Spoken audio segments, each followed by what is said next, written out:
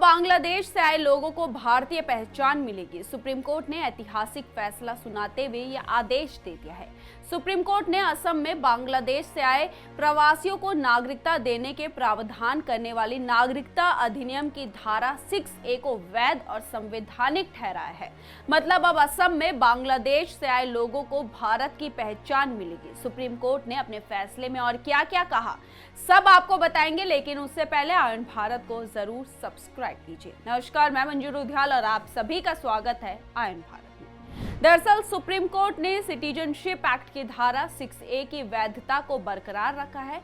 CJI DY Chandrachud की अध्यक्षता वाली 5 जजों की कॉन्स्टिट्यूशन बेंच ने इस पर फैसला सुनाया।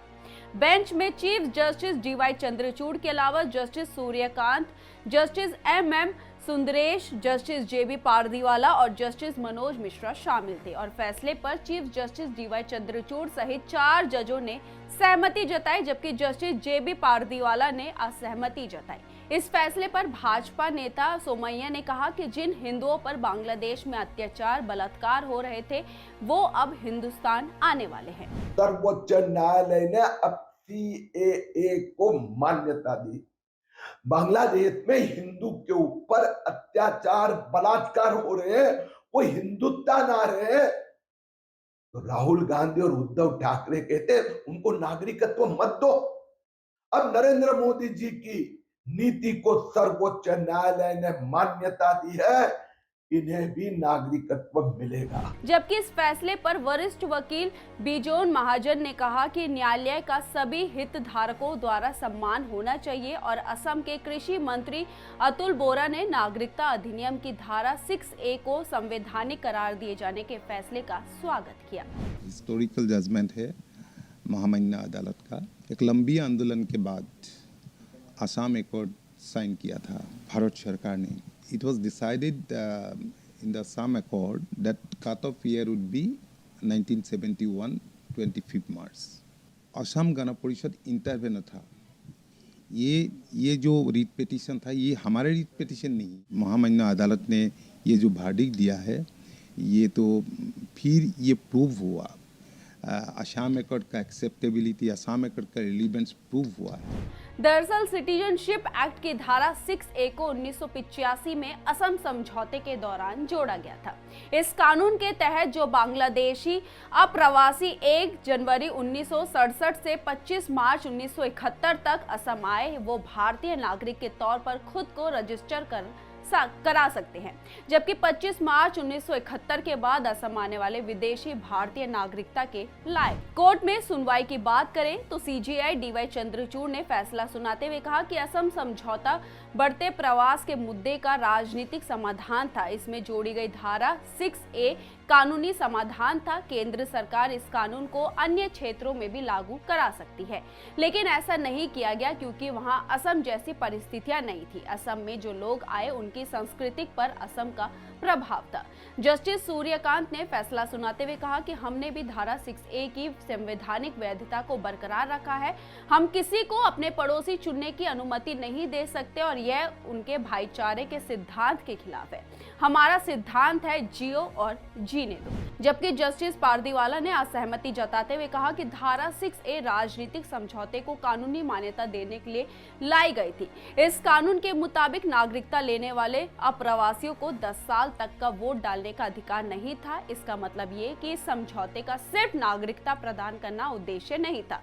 ये वास्तव में असम के लोगों को शांत करने के लिए था कि इस तरह के समावेश से राज्य में होने वाले आगामी चुनाव पर कोई असर नहीं पड़ेगा। मेरा मानना है कि धारा 6A की वैधता निर्धारित करते समय समझौते पर हस्ताक्षर करने वाले लोगों के उद्देश्य को ध्यान में रखा जाना चाहिए। यहाँ पर अगर हम वैध प्रवासियों से जुड़े आंकड़ों पर गौर करें, अब तक 17,861 विदेशियों को भारतीय नागरिकता दी गई है। 2017-2022 तक 14,346 विदेशियों को उनके देश भेजा गया है। 31 अक्टूबर 2023 तक 3.34 लाख से ज्यादा अवैध प्रवासियों से जुड़े मामले निपटाए गए हैं। असम में 100 फॉरेनर्स ट्रिब्यूनल काम कर रहे हैं। फॉरेनर्स ट्रिब्यूनल में अवैध प्रवासियों से जुड़े 90,000 से ज्यादा मामले लंबित हैं। जबकि सिटीजनशिप एक्ट की धारा 6A क्या कहती है, इसकी बात करें। 1 जनवरी 1966 से पहले असम में प्रवेश करने वाले अप्रवासियों को भारतीय नागरिक माना जाता है। 1 जनवरी 1966 और 25 मार्च 1971 के बीच असम में प्रवेश करने वाले अप्रवासी कुछ शर्तों के साथ नागरिकता प्राप्त कर सकते हैं। 25 मार्च 1971 के बाद असम में प्रवेश करने वाले अप्रवासी धारा 6A के तहत संरक्षण के हकदार नहीं थे, उन्हें अवैध प्रवासी घोषित किया जाता है।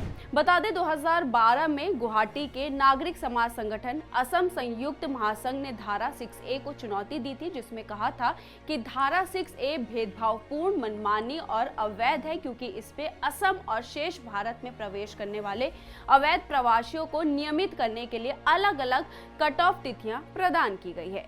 जब 2014 में मामले की सुनवाई हुई तो जस्टिस रोहिंटन नरीमन की अध्यक्षता वाली 2 जजों की पीठ ने मामले की संविधान पीठ को भेज दिया, जिसका गठन 19 अप्रैल 2017 को हुआ। इस पैनल में justice Madan B Kolur, justice RK Agrawal, justice Prafulla Chandra Pant, justice DY Chandrachud और जस्टिस अशोक भूषण शामिल थे। चूंकि जस्टिस चंद्रभूषण को छोड़कर सभी जज रिटायर हो चुके हैं, इसलिए chief justice DY Chandrachud, justice MR Shah, justice Krishna Murari, justice Hima Kohli और जस्टिस PS नरसिम्हा की नई पीठ ने धारा 6A की संवैधानिक वैधता को चुनौती देने वाली याचिकाएं दायर की। जस्टिस MR शाह और जस्टिस कृष्ण मुरारी के रिटायर होने के कारण दोबारा बेंच बनाई गई, जिसमें CJI DY चंद्रचूड़ के साथ justice AS Bopanna, justice MM Sundresh, justice JB Pardiwala और जस्टिस मनोज मिश्रा शामिल थे। मामले की सुनवाई 5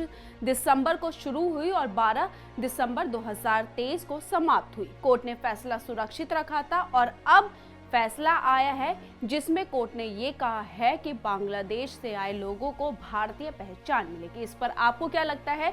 ये खबर आपको कैसी लगी? सुप्रीम कोर्ट का फैसला आपको कैसे लगा? अपनी राय हमारे कमेंट बॉक्स में जरूर लिखिएगा और इस वीडियो को ज्यादा से ज्यादा शेयर कीजिए।